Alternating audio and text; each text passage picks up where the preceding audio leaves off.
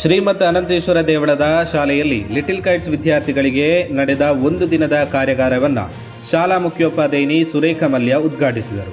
ಸಂಪನ್ಮೂಲ ವ್ಯಕ್ತಿಗಳಾಗಿ ಶ್ರೀ ವಿದ್ಯಾವರ್ಧಕ higher secondary ಶಾಲೆಯ ಹಿಂದಿ ಅಧ್ಯಾಪಕ ಲಕ್ಷ್ಮೀಶ ಬೊಳುಂಬ, ಎಸ್ಎಟಿ ಹೈಯರ್ ಸೆಕೆಂಡರಿ ಶಾಲೆಯ ಕನ್ನಡ ಅಧ್ಯಾಪಕ ಕಿರಣ್ ಕುಮಾರ್ ಹಾಗೂ ಫಿಸಿಕ್ಸ್ ಶಿಕ್ಷಕಿ ಸುಷ್ಮಾ ಉಪಸ್ಥಿತರಿದ್ದರು.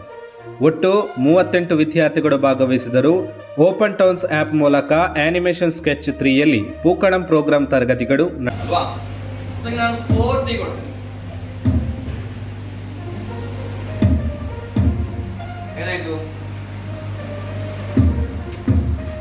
ಇಲ್ಲಿಗೆ ಬರುವ ಮತ್ತೊಂದು ಬೀಟ್ ಕೇಳ್ತಾ ಉಂಟು. ಅದೇ ರೀತಿ ನಾನು ನೆಕ್ಸ್ಟ್ ಎ ಇದೆ ಕೊಡ್ತೇನೆ.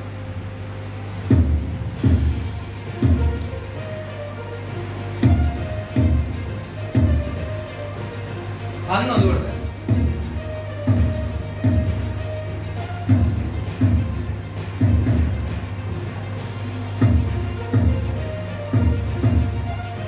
ನೆಕ್ಸ್ಟ್ ಬೇರೆ ಬಾಕ್ಸ್